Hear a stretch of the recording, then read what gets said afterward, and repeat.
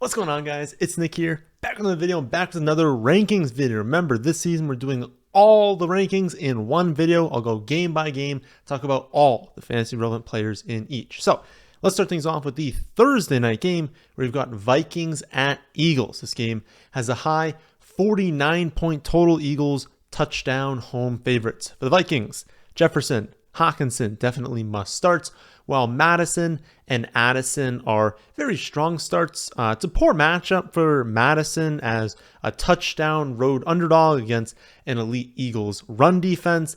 That being said, the usage was pretty strong in week one. He had 15 opportunities compared to only 4 for Ty Chandler. So I'm not expecting a huge game from Madison, but that level of usage on a good team, worth starting as a low-end running back too. Addison, the numbers are better, right? Because he had that long touchdown. Take that away and it wasn't great. But that's the thing with Addison. He's a really good player. It's an offense that's going to throw it a lot.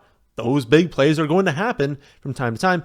And even with a 56% snap share, he's out there making plays, right? He's a really good player. That snap share is going to grow. Soon enough, he'll be at 80%, maybe 90% to close the season. Again, great offense. I think start him until he disappoints.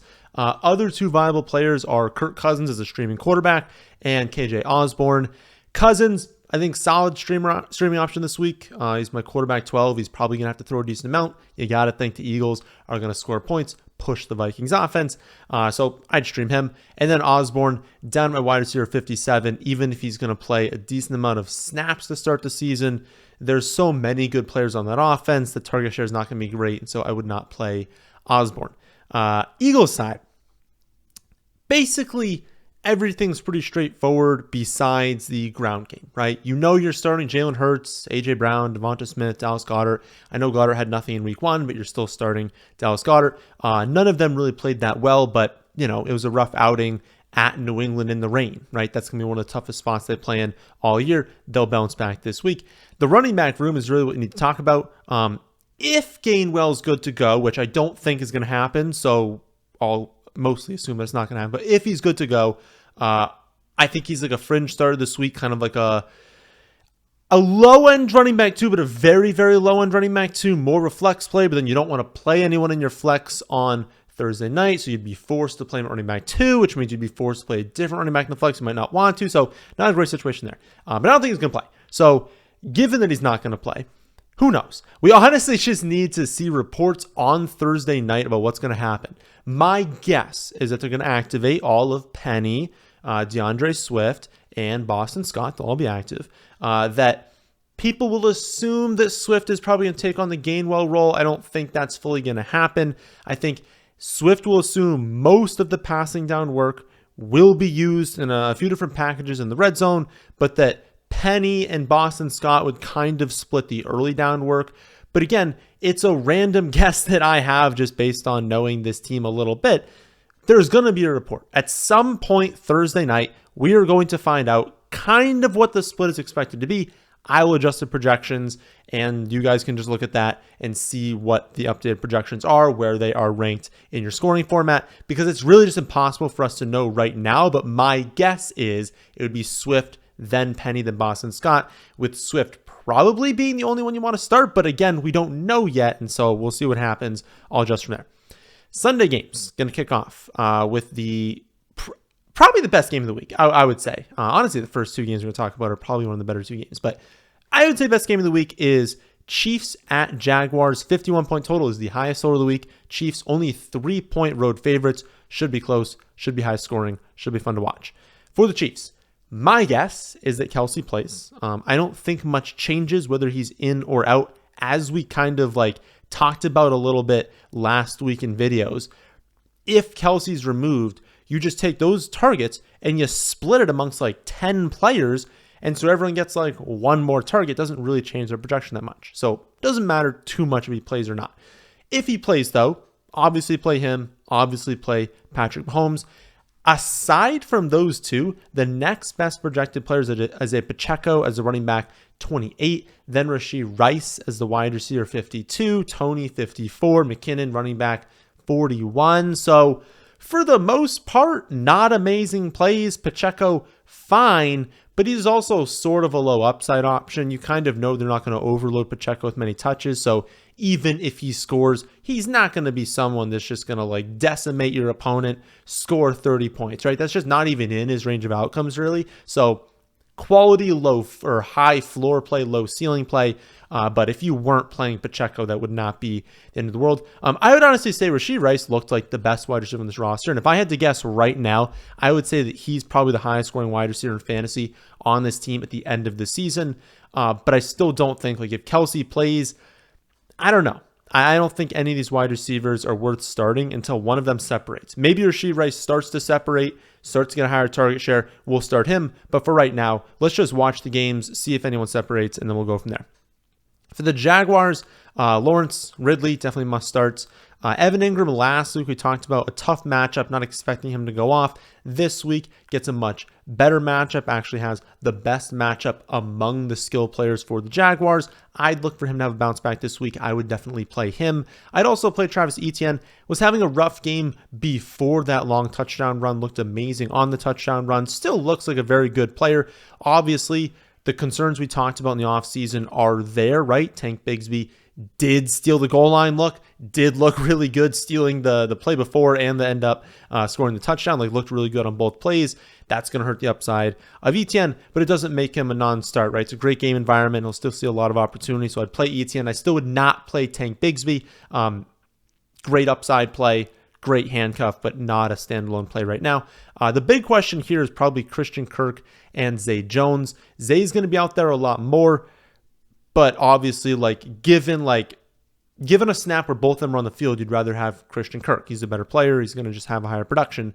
Zay will be out there more, so they're kind of even in value. Unfortunately, our fears from the offseason are a reality. Kirk is only playing 3 wide receiver sets, so he's not going to see a high snap share. He played, 60% of the snaps, so that's not amazing. Right now, I have Christian Kirk as a wide receiver 43, Zay Jones 47, so they're probably ideally second flex spot plays, maybe flex in a league where you have 3 starting wide receivers. I don't think we should panic on Christian Kirk. He's not going to have 17 receptions all season, but again, the upside is limited if he's only going to play 60% of the snaps. Next game up of the game I talked about being pretty good is Raiders at Bills, another high total game at 47 points. Bills 9-point home favorites. For the Raiders, we will see what the status of Jacoby Myers is, but regardless, it is a very consolidated offense, and that makes it very easy to break down. Jacobs, Adams, Myers are all must starts when they're all out there. If Myers is out, just have Adams and Jacobs. We're not taking any backups here for Myers. Those 3 combined for 41 opportunities compared to 5 total opportunities. So an opportunity is a carry or a target. 41 opportunities for them, 5 for every single other player combined, not counting Jimmy Garoppolo. So crazy. That is a crazy consolidated offense. It's, not an awful matchup for Adams and Myers, especially since we know, yes, Buffalo's a good defense. Yes, Buffalo's playing at home, but the Raiders are going to probably lose this game. They're going to be down. They're going to have to throw the ball in the second half. So decent spot, even though the efficiency will be lower. The volume should be there. But yeah, watch the status of Myers because he did leave last week's game after taking a huge hit. For the Bills, they had a rough matchup, obviously, at the Jets last week. They should have won that game. They did not. We should cut them a little bit of slack because, again, the Jets have a phenomenal defense, and so playing in New York against that defense is difficult. This week, much better matchup. Especially for the running backs. The Raiders are the 7th best matchup for opposing running backs. I have James Cook as a running back 17 right now with Latavius Murray and Damian Harris. Not really seeing enough volume to be viable in really any league size. Aside from Cook, Allen, Diggs, obviously going to be must starts. You're playing them every single week. The question is really with Gabe Davis, Dalton Kincaid, and Dawson Knox. All are kind of fringe plays. And I would just say all kind of hinge on your team, hinge on what you need. If you want that super high upside play Gabe Davis, but you have to understand he could score 3 or 30. Either one of those are probably equally likely. I don't want to say equally likely. I would say Gabe's much more likely to score 3 than 30. But I will say he's much more likely to score 30 than a lot of other people. It's just unfortunately he's also much more likely to score 3 than a lot of other people. It's like he kind of only does one of those two. Kincaid, Knox, my tight ends, 18 and 23. But if you look at the tight end rankings, there's almost nothing separating the tight end 10 and 23, right? There's 1 point. One total half PPR point is separating. So 1 catch for 5 yards. The tight end 10 and tight end 23. They're all the same play. You're just hoping for a tight end to score a touchdown. If they don't score a touchdown, they're not going to be good. But yeah, that whole range is just pray for a touchdown. Bills, they're tied with the Eagles for first in projected points this week. And so either one of these two, Kincaid or Knox, could absolutely score. My guess for who's going to be the better producing is Kincaid. He's more of that receiving threat. But either one of those two, I think, is totally fine. Even though they're ranked pretty low, either one of them can definitely score a touchdown. Bears at Bucs is up next. Low 41.5 point total. Bucs 3-point home favorites. For the Bears, only Fields is a must start. DJ Moore is a quality, like low-end wide receiver 2 play. I wouldn't get too discouraged about week 1. I promise you, he's going to lead the Bears in target share. He's going to have far more than 2 targets per game that he had last week. The low passing volume is for sure a concern of this offense, but he's going to have better games. You should definitely play him this week. If he has a few more really low target total games in a row, then we'll be concerned. But this is a Bucs defense that forces teams away from the run. They're really good against the ground game. So historically, they force teams to throw it at a much higher rate. That's just going to help out more. They're the 5th best matchup for opposing wide receivers. Again, I'd start him. Wouldn't start any of their secondary wide receivers. Brutal matchup for the running backs, though, because obviously if they're forcing teams to pass, it's because their run game is so good. Also, given that we just saw a 3 running back committee, 4 if you want to throw Fields in there, like there's just not enough volume for any one of them to hit. Sure, one of them could score a touchdown, and whenever someone scores a touchdown, they'll be viable in fantasy, but who knows which one it's going to be, and who knows if any of them are going to score. I wouldn't feel great about the running backs. Also a decent matchup for Cole Kmet. He did also just have 7 targets on a 97% snap share, so I think he's a pretty good streaming option. He is the tight end 10. I was talking about difference between 10 and 23, not that much, but he projects pretty well. I would definitely stream Kincaid, or I would definitely stream Cole Kmet if you have him. For the Bucs, I think Rachaad White, Evans, Godwin are all going to be must starts. I say I think because they're not the typical must start that I kind of talk about, when it's a must start. It's like Derrick Henry, Christian McCaffrey, Saquon Barkley. It's like I know that 100% of people are starting him. I guess technically 100% of you aren't going to start White, Evans, and Godwin, but they're all very, very good plays. The odds are for where you drafted them, you probably are starting them, and I don't think anything in this matchup is going to have us not starting them. The Bears are the 4th best matchup for opposing running backs. White was awful in week 1, but he also had 19 touches. He played 79% of the snaps. That was the 2nd most of his career. I still fear Sean Tucker long-term, but short-term, I think you got to play White until he doesn't have a ton of touches. And then Evans, Godwin, they combined for 16 of the team's 30 targets. That's over a 50% target share combined, 53.3. That's significant volume. I think you just got to play those two. Packers at Falcons is up next. This game has a low 40.5 point total. Packers 1.5 point road favorites. For the Packers, Aaron Jones suffered a hamstring injury on his long touchdown reception last week, right at the end of it. Pretty unfortunate.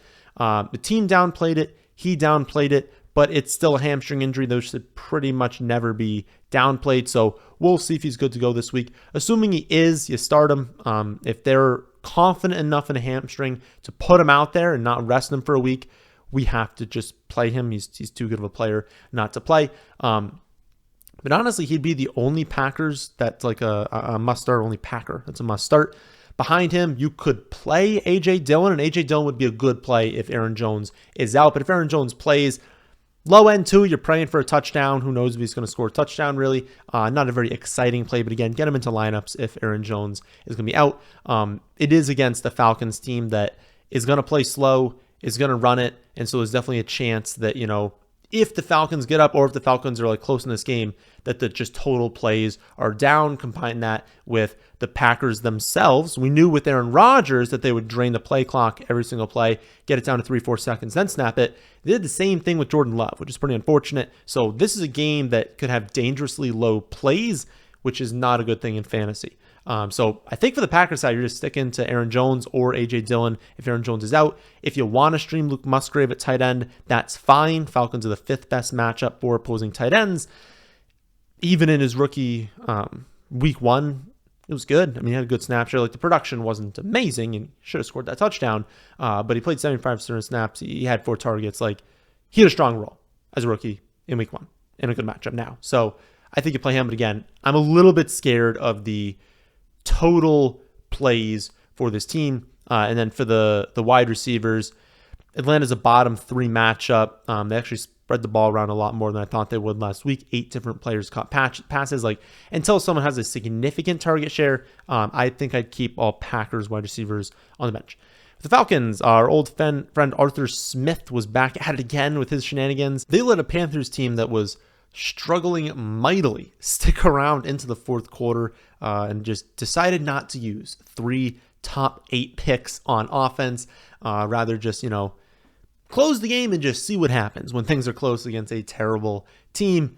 That's not going to work against a lot of teams in the NFL. That resulted in Drake London and Kyle Pitts seeing the same 4 total combined targets as Mac Hollins. Luckily, at least Bijan was able to escape a little bit. He had decent usage, and you got to think the usage for Bijan is going to increase every single week. He looks incredible. He's going to be amazing this season. Play him every week, regardless of matchup. And honestly, until the usage is different, play Algier too.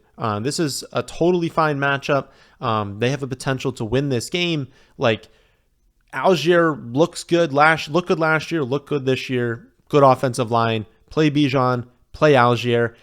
I think keep playing Pitts because, we talked about how tight end is a wasteland. You're just praying one scores a touchdown anyways.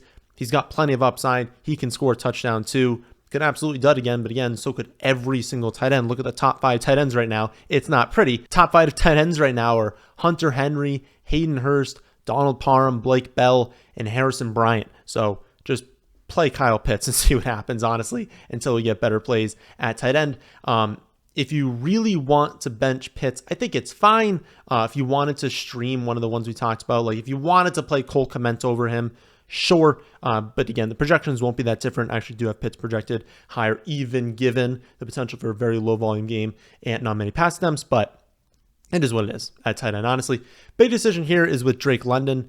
Packers are a negative matchup for wide receivers and a plus matchup for running backs. So again, in a winnable game that could be low volume, Arthur Smith's going to look at that and be like, wow, we're at home. It's a good matchup for running backs. Let's just keep running the ball, keep doing that. So not expecting a ton of targets for London again this week. I think at this point, bench London until we see the offense throw the ball a little bit more. I will say this, though, they're not going to throw 18 pass attempts per game, right? They were historically low last season, still above that mark. This was the lowest that Desmond Ridder had thrown for, only in his 5 starts. But the point is, even looking back to last season when they're running it, last week was embarrassingly low for pass attempts. It's going to go up in the future, but I still would not play Drake London until we see that actually happen.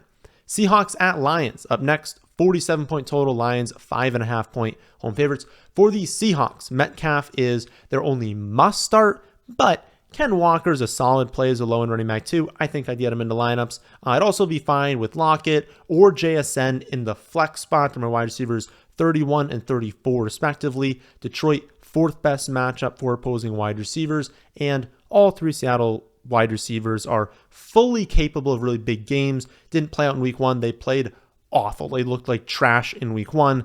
They're a good team. I can't imagine that happens all season long. Again, I think I'd feel good about playing that core there. For the Lions, Amon St. Brown, Gibbs, Montgomery, all must starts in my eyes, especially with Seattle being the 2nd easiest matchup for opposing running backs.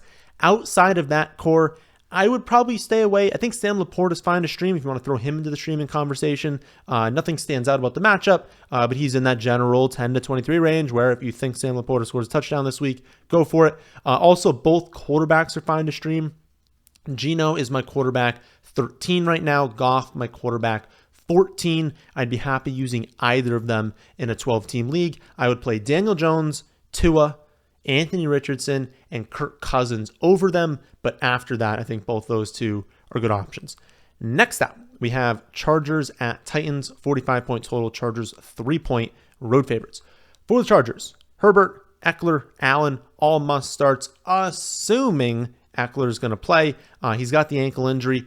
It seems like he's going to play, but also they're going to reevaluate it when he's hopefully back in practice on Thursday. But they're going to reevaluate on Thursday when you guys are watching this. We will see what happens. It'll probably come down to the wire, but if Eckler plays, always play him. I'd also play Mike Williams this week. He had a mediocre game last week, but it wasn't terrible. But the Titans, historically, are just always a phenomenal defense on the ground. So even if their pass defense isn't terrible, they force teams to throw it. This is a team that we know is perfectly fine throwing the football, and they are now the number one matchup for opposing wide receivers because of that. It's not because they allow teams to be highly efficient. It's that, well, when teams try to run the ball, they're horribly unsuccessful, and so they kind of have to throw it, and the wide receivers benefit because of that. Everyone else I would bench. Quentin Johnston, we'll play him later in the season when he breaks out, but not yet. Can't trust the tight ends are in a kind of rotation. And then Joshua Kelly, this is just Eckler. I mean, if Eckler is going to be out there, you can't play Kelly in a horrible matchup. But if Eckler is going to miss, definitely start Kelly. Don't expect amazing production because, again, the matchup's bad. But if Eckler is going to miss this game, that's why you should have Kelly as a handcuff. For the Titans, Derrick Henry only must start. Hopkins is a strong start. He's my wide receiver 22. I think I would play him. He's coming off a 38% target share. Outside of those two, though, your only real option is Treylon Burks. I do think he's going to have some solid games this year, but the matchup is fairly neutral. He's coming off a 9% target share game. I think it was 8.8%. I would rather just wait for him to kind of more produce in that 15 to 17% target share range before trusting him in your starting lineup. Chig is fine. I think we'll use him at some point too. I don't think this is the week. Next up, we've got Ravens at Bengals, 46.5 point total. Bengals 3.5 point home favorites. For the Ravens, Lamar, Andrews must starts, assuming that Mark Andrews is going to play this week. Obviously, check out that one before Sunday. The running backs are in a tough spot. They're on the road. They're underdogs. It's against an above-average defense. Dobbins is done for the year, so we're expecting a rotation between Gus, Hill, and Melvin Gordon. We're expecting Lamar to also obviously steal work on the ground, so it's the same thing with Chicago. It's basically a full running back rotation. So I would probably bench all Ravens running backs personally. I know a lot of you kind of went after Gus or Hill in free agency, but it's not a great spot for any of them to produce. You're praying for a touchdown, and maybe that happens if you need them in deeper formats. Sure, I'm not going to play them. As for the wide receivers, Flowers had an incredibly strong role in week one. He is a quality play in the flex spot, and he looked great. They're going to manufacture touches to him. He's going to be really good with the ball in his hands, really good at creating yards after the catch. Honestly, I'd play him until he disappoints us. Behind him, you've got Odell, you've got Bateman. I'd leave him on the bench. Odell had a way higher target or snap share than we thought, but a very low target share. And if Mark Andrews is going to be back, he's going to push that back even more. So Odell, Bateman, I wouldn't touch either of them, especially Bateman did not have the snap share we were hoping for. Hopefully that was just him not playing a lot in camp and coming off that foot injury and he'll go up, but we'll see. For the Bengals, you have to imagine they'll play better this week. They basically can't play worse. So at worst, they'll play equally bad as they were last week, which was awful. Unfortunately, it is another divisional matchup. It's one of the good defense, and we know these divisional matchups are typically, closer, maybe lower scoring than usual. But this offense is just too good to play that bad again. So Burrow, Chase, Higgins, Mixon, get them back into the starting lineup. Keep playing them. I don't think you're touching anyone else. Maybe go after Irv Smith. We talked about him in the waiver wire video, but we talked about being watch him in the waiver wire video. The role was technically strong in week one, but he didn't look that amazing. The targets are pretty low ADOT. Let's see if he can continue keeping up that target share. Let's see if he can work a little bit downfield. Let's see if you can look better before starting him in your starting lineup. Or trusting him, I guess, in your starting lineup.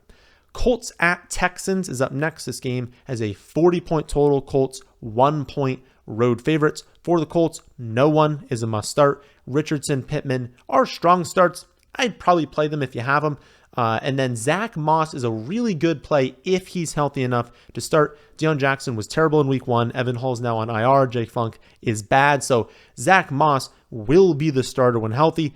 And he's honestly a pretty decent player. We were on Zach Moss years ago when he was on Buffalo. Never really worked out. Kind of played through injuries. Never really got that role. I do genuinely believe Zach Moss is a quality NFL player. Not an elite player, but a decent one. And so if he's active, it's a good spot against the Texans defense that is much more attackable on the ground than they are through the air. And so I think he's a great add this week. I think if he starts, you start. For the Texans, there are no must starts, but Nico's a really strong play given his role in week 1. He had a really good target share, and those targets were deep downfield, had a ton of air yards. We love that in fantasy because it comes with upside. Cool if you have a 25% target share, but even cooler if it comes on deep plays downfield. And then Dameon Pierce, fine as a lone running back too. That role was not what we expected. Worse role in the receiving game than we thought. Worse role on the ground than we thought. Also, Houston was more pass heavy than I anticipated, but good enough player where I think you stick with him for now. If he continues playing poorly, sure, maybe put him on the bench. But right now, I think I'd still start him. 4 o'clock games kick off with Giants at Cardinals. This game has a 40-point total. Giants 5.5-point road favorites. For the Giants, Daniel Jones, Saquon, Darren Waller are all must starts, and I wouldn't play anyone else. The Giants played pretty terrible on Sunday night, but in the rain against Dallas, like a lot of teams gonna maybe not look that bad, but gonna look bad facing Dallas this season. Cardinals, a significantly worse team overall, but a significantly worse defense, especially. Make sure you keep starting the core of the Giants, but don't go towards the wide receivers yet. For the Cardinals, really only have interest in James Conner and Zach Ertz. I hate that Ertz is a thing, but he had a very strong role in week 1. The Giants are the second best matchup for opposing tight ends. I think he's a top 10 tight end play this week. I would start him. And then Conner, never going to be efficient. Matchup is mostly neutral, but if he's going to keep seeing this many touches, like the role is strong enough to where I don't care what the matchup is. I don't care if he's inefficient. If he's getting this many touches, just keep starting him. Next up, we've got 49ers at Rams. 44.5-point total. 49ers 8-point road favorites. For the 49ers, McCaffrey, Ayuk, Debo, Kittle, all must starts. Purdy's my quarterback 14, right behind Geno and Goff that we talked about before. So if you want to go there for streaming quarterbacks, that is fine too. But it's an elite offense. It's consolidated. We love that in fantasy, right? Start all of them. They're not all going to go off every week. They can't, right? Even when they score 1 billion points, they can't all have great games. But it's unlikely that any one of them has like a few bad games in a row. And because they have that upside, because it's such a good offense, I think you gotta just play them all each week. For the Rams, Puka, Tutu, Kyron, they all went off last week, but this is the 49ers defense. We do not want to start fringe players against this defense. So while they all did make for good waiver wire ads, while Puka is likely to have a decent game, if he's going to keep up that, opportunity share, he's going to have a decent game. Ideally, you only want to play him in the flex. And though, realistically, if you were playing at wide receiver 2, what did you draft, right? If you were picking someone up right now to play wide receiver 2, did you miss on all 6 of your wide receivers in the draft? That probably did not happen. So unless you had injuries, he would only be in the flex at worst. It grades out as my wide receiver 23 right now. But as I make adjustments this week, my guess is it ends up closer to 28 or 30. He's a flex play. I don't think he's a wide receiver 2 this week. And again, it's kind of tough to trust any of the Rams, so I'd really only play Puka this week. Doesn't mean they were bad ads on free agency, just this week it's tough. Up next, we've got Commanders at Broncos, extremely low. 38.5-point total. Broncos 3.5-point home favorites. For the Commanders, Jahan Dotson and Terry McLaurin make for good wide receiver 2 plays to flex plays. Ideally, it's always ideal if someone's on the fringe, you play them in the flex and you have a better wide receiver 2, right? It's all ideal. It's not always going to be ideal when you start putting together your starting lineup. So I'd be fine with either one of them in either of those 2 spots. Only an average spot this week, but both are elite players. They both have really strong roles on this team. Again, I'd be fine playing both of them. If I had to choose one, I would say Dotson, but again, fine with either. Only other Commander I'd play is Brian Robinson. He dominated the carry split and was just as involved in the passing game as Gibson, even catching a touchdown, which Jahan Dotson was wide open over the middle for. Anyways, Robinson's not an elite player. I don't even think he's a very good player. And quite frankly, he's never really earned the role that he currently has. But he has the role. And it's the same thing with James Conner. If they're going to force feed him all these touches, yeah, he's one of the most inefficient players in the NFL, and they probably should not be giving him this many touches, but they are, and so he's a low-end running back too. For the Broncos, no one is a must start. Javonte Williams is the closest thing to a strong start, but the Commanders have a really, really good defense. They're the worst matchup for running backs, 7th worst matchup for opposing wide receivers. In such a poor game environment overall, remember the total in this game super low, I'd play Williams if you need to. I kind of have to this week in one of my leagues. Sutton if you need to in the flex. I kind of have to in one of my leagues, but I'm not excited about either one of them this week. Final 4 o'clock game is going to be Jets at Cowboys. This one opened at a 49-point total. Then we see Aaron Rodgers get injured, down to a 39.5-point total, mostly on the Cowboys side, as they are 9.5-point home favorites. For the Jets, it is going to be ugly most weeks with Zach Wilson at quarterback. That is especially true this week, playing at Dallas. Garrett Wilson is honestly the only one I'd feel okay about, and he's just a flex option this week. It is a horrific matchup for the running backs. And yet, they're going to have to use them, right? Because they don't trust Zach Wilson. So they're going to have a very, very negative pass rate over expectation. Like when you do out the math, basically, they're going to be more run heavy than you would expect them to be because they don't trust Wilson and they trust the running backs. But it's a bad matchup for the running backs. They're probably going to be losing. So it's just a really, really bad spot for them. Again, only Garrett Wilson. I would play him, and he's the only one I'd play. If you have to play Breece Hall or Cook, it's fine. But don't expect a lot.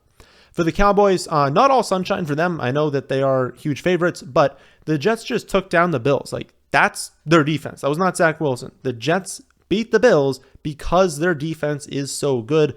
Pollard, Lamb, still must starts, but no one else is really that good of a play. Ideally, you're only playing those two this week. Sunday night game is going to be Dolphins at Patriots, 46.5-point total. Dolphins are only 2.5-point road favorites. For the Dolphins, Tyreek Hill, Jalen Waddle, must starts, while Tua is a strong start and Mostert is like an okay start. As we said last week with the Eagles, at New England is just a tough place to play. It's also a divisional matchup that makes it even more difficult. We know divisional teams just know each other, and so we often just see defenses perform better in those spots. So again, play Tyreek Hill, play Waddle. Tua is my quarterback 9, so you're probably playing him as well. And then Mostert, fine. I think the touches will be there, but I'm much less interested in him this week. He didn't even do that great in a good matchup last week. Bad matchup this week. Honestly, I probably would just bench Mostert. For the Patriots, Stevenson is probably the only one that I would start. Bourne looked great last week, but they also threw the ball 54 times. That's not going to happen every week. Most weeks they'll be in that like 30, 32, 36 sort of range. I want to see what happens to this offense when they're in that range. And so play Stevenson. I'd probably keep all their Patriots on the bench. I want to see also the Patriots commit to using Kendrick Bourne 2 weeks in a row. He's had spikes like this in the past. He looked like their best receiver last Sunday. But then the next week, he'll go out there and have one target. And so I want to see them target him back-to-back weeks before starting it. The first of 2 Monday night games is going to be Saints at Panthers. This one has a 40-point total. Saints are 3-point road favorites. For the Saints, I'm excited about this offense because of how it consolidated it is. Like, most of the volume is flowing through Olave, Michael Thomas, Shaheed, and Juwan Johnson, who are all players I think are talented. I think of a lot of fantasy upside. This week, Olave is the only must start, but I will say Michael Thomas, Shaheed, totally fine using them in the flex. Juwan, he's my tight end 14, totally fine streaming him as well. Honestly, I would be fine with any one of them, even in a low total game, because they're all very talented and all the targets and touches in this offense are flowing through them. You can add Jamal Williams in there as well. He's a very strong play. I know we talked about him last week being like, look, the volume's going to be there. The snap's going to be there, but the Titans are a terrible matchup for running backs, and he's disappointed.